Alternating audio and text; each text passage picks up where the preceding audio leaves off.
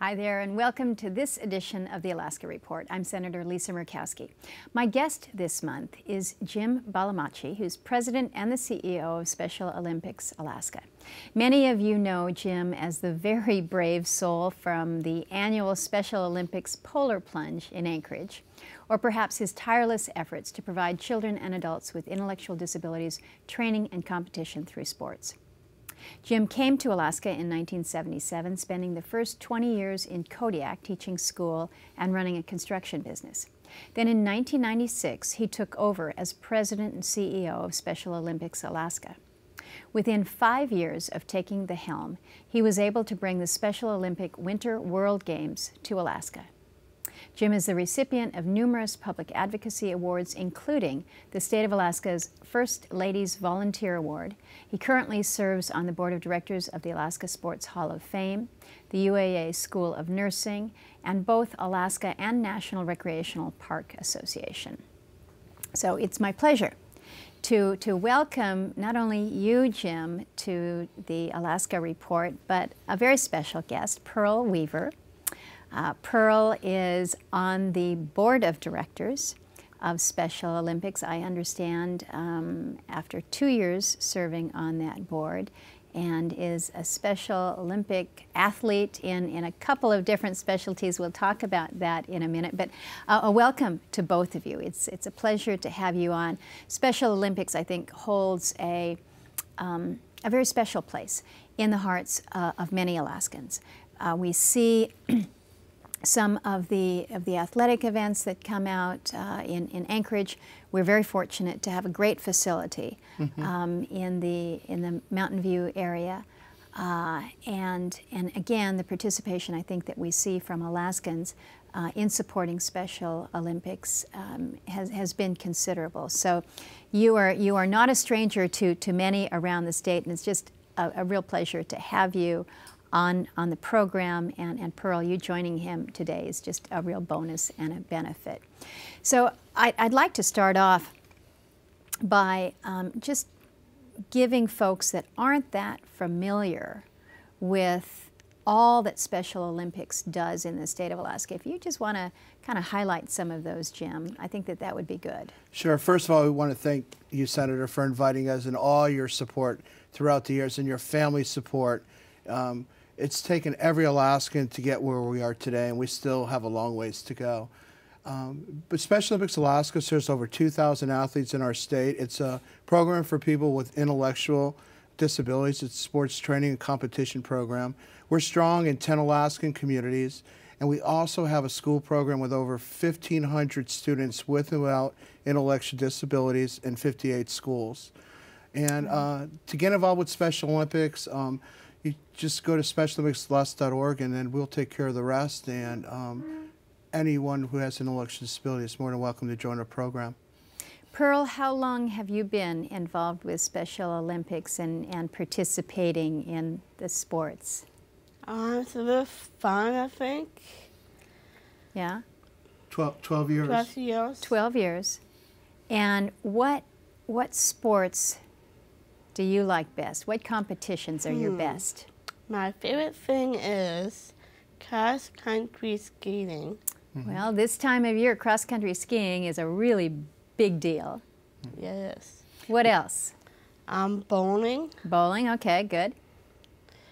Golfing. Golfing. And Senator, she's going to try a new sport this year, too. Next year is the basketball.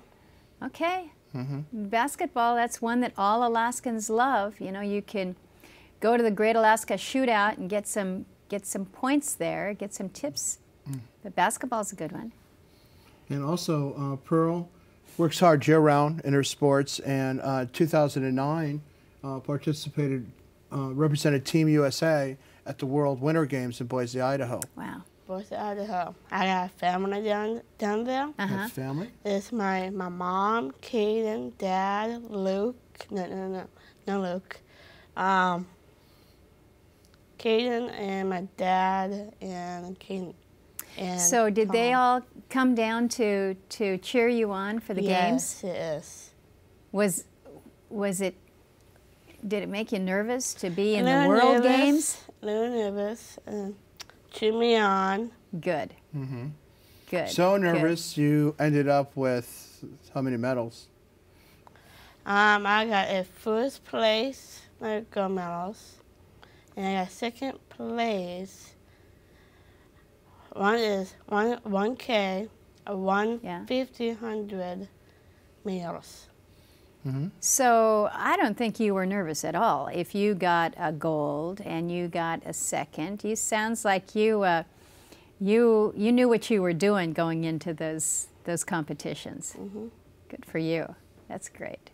But the point of all that Special Olympics does to provide for those with intellectual disabilities, whether it's the confidence gained through athletic competitions or just the gatherings, the education pieces that goes on, what Special O does is really quite considerable for our families, for our communities. Now, Jim, you mentioned that there are 10 communities that have Special Olympics programs.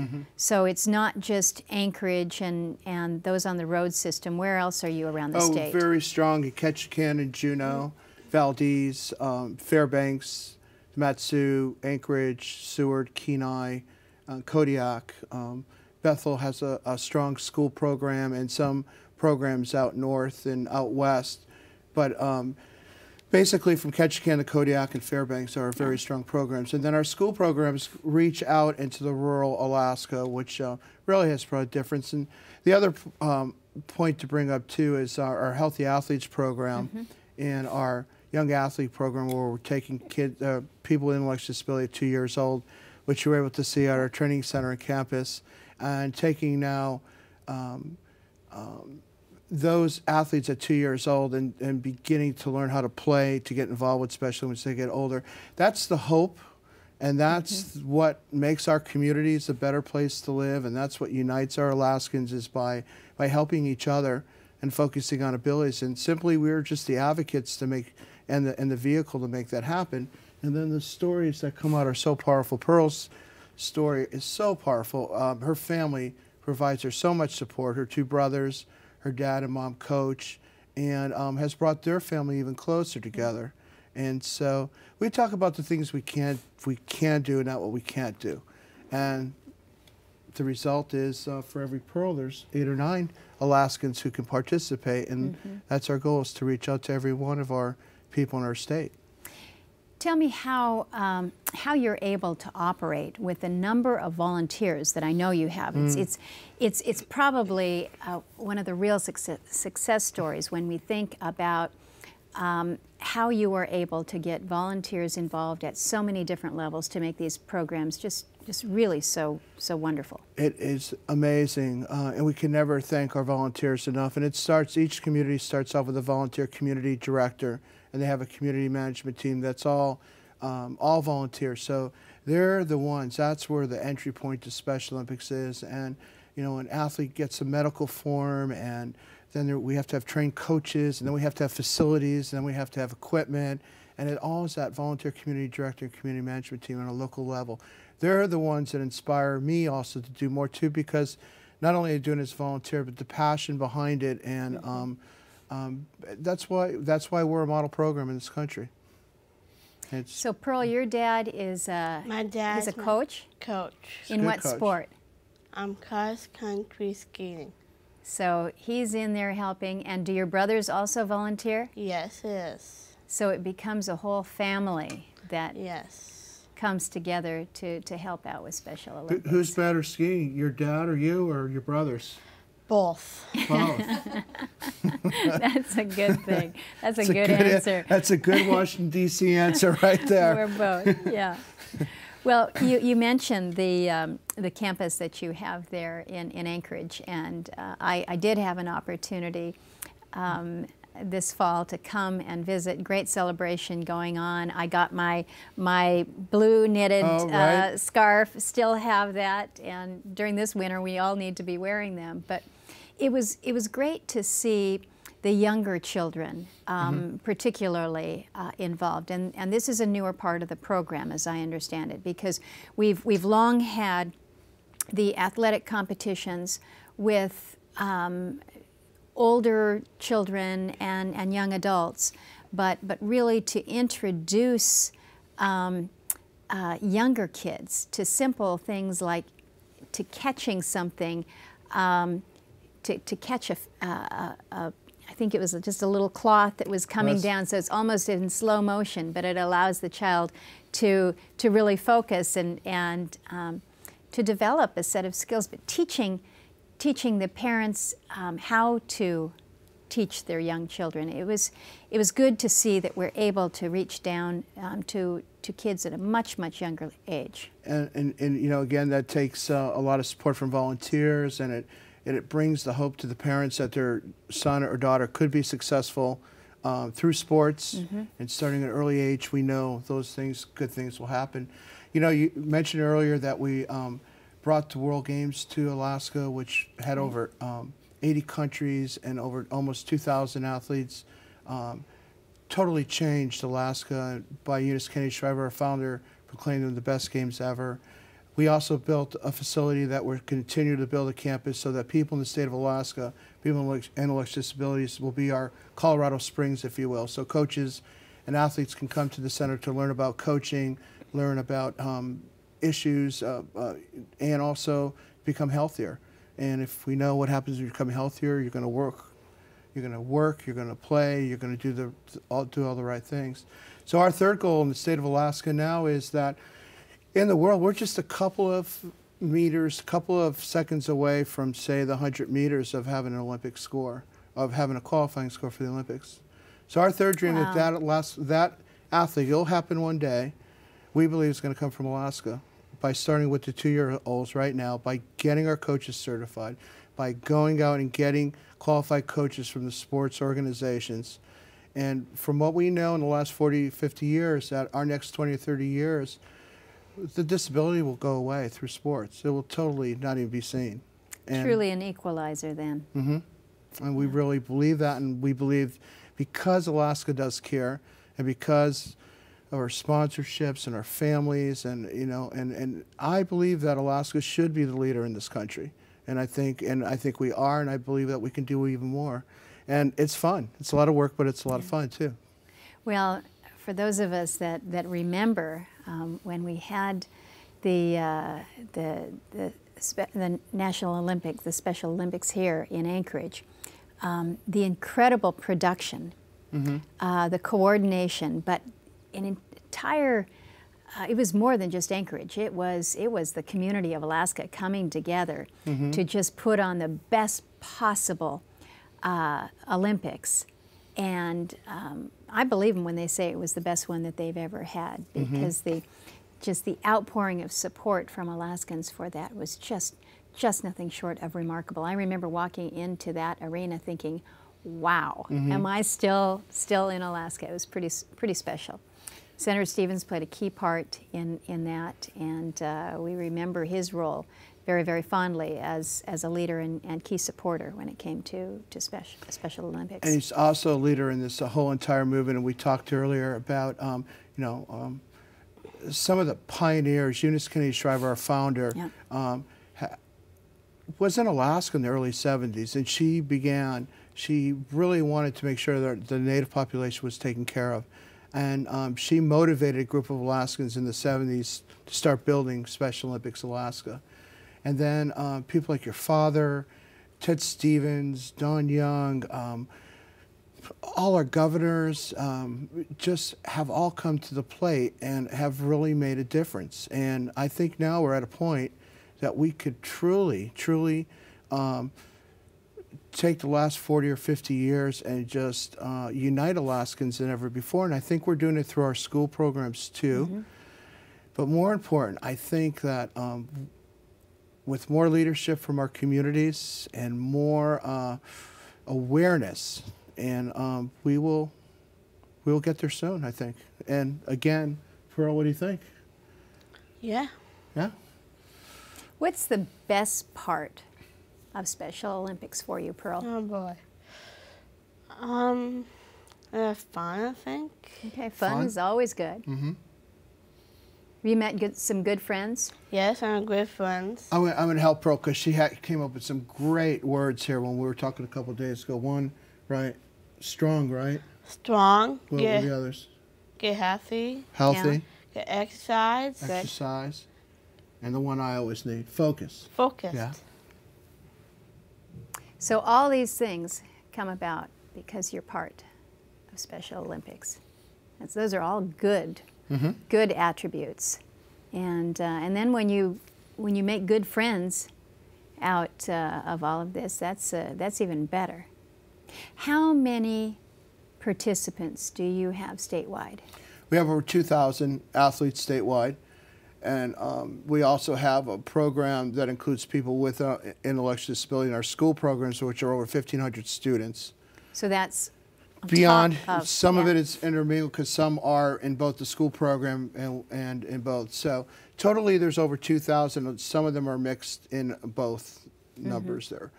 Having said that, with our with that school program, there's 58 schools, and the students are coming out as leaders. And the stories of when we started their school program back in '98 is now we have the partners who are freshmen in high school are now juniors and seniors in college who are starting Special Olympics program at the college level. Oh, great. And are coming back and saying, hey, can we do more? What can we do? They come back and do their internships, but they know no other way than unified sports that pairs people with and without intellectual disabilities on the same playing field. They know no different that everyone is equal and we focus on abilities. And so they're the ones who are making that huge change through the school program. They're the ones that are breaking those barriers and acceptance and inclusion.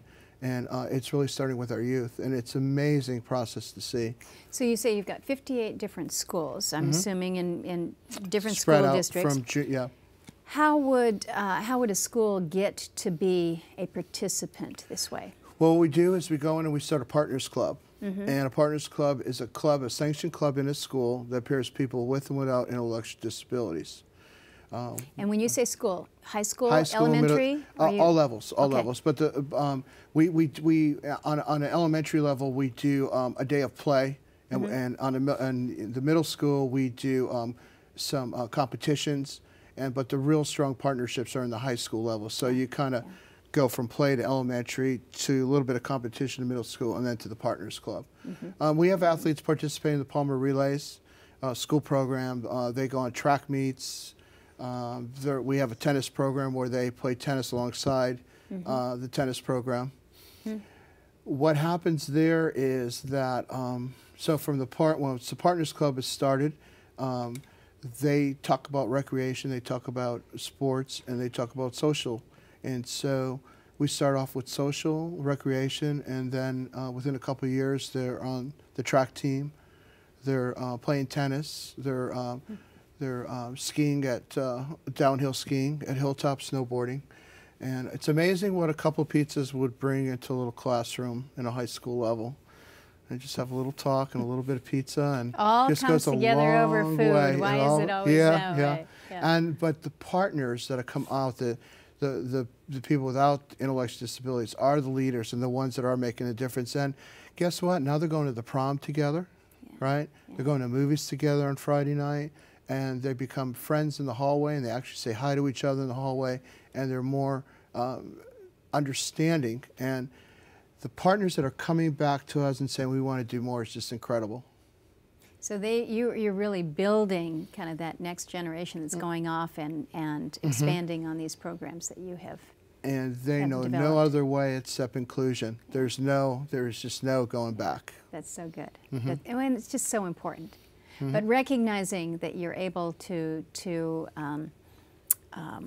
provide for these in so many different schools around the state, I think is really important. I think oftentimes in Anchorage we've got the benefit of, you got more population, you got a larger school district, you've got usually more resources.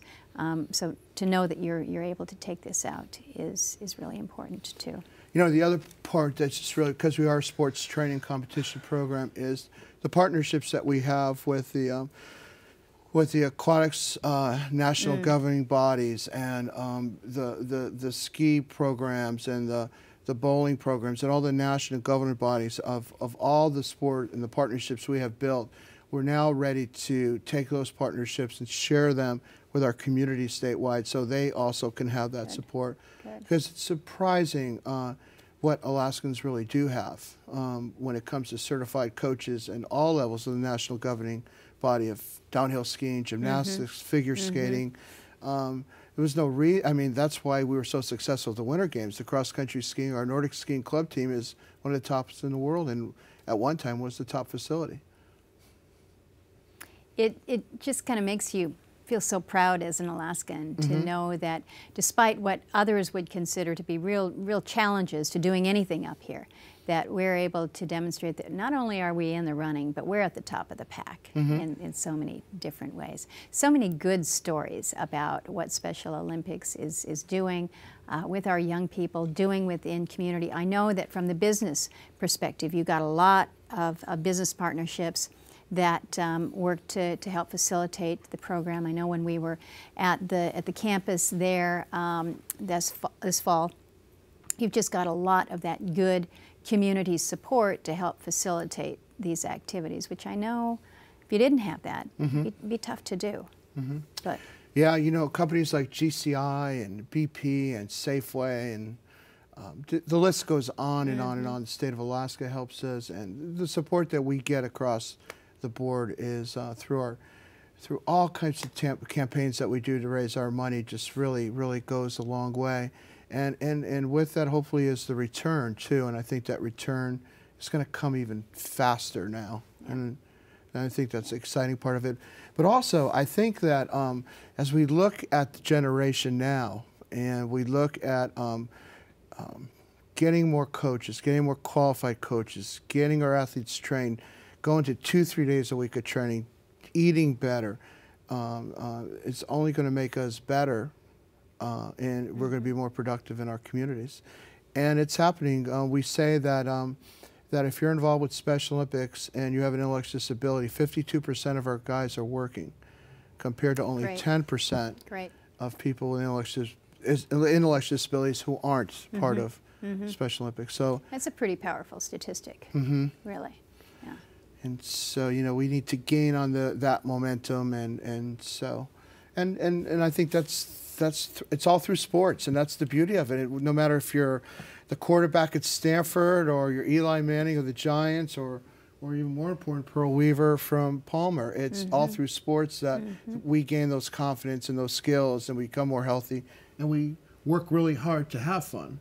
Yeah. We don't have fun to work, right? We work very hard, and that's what comes out of it is friendship and fun. Yeah.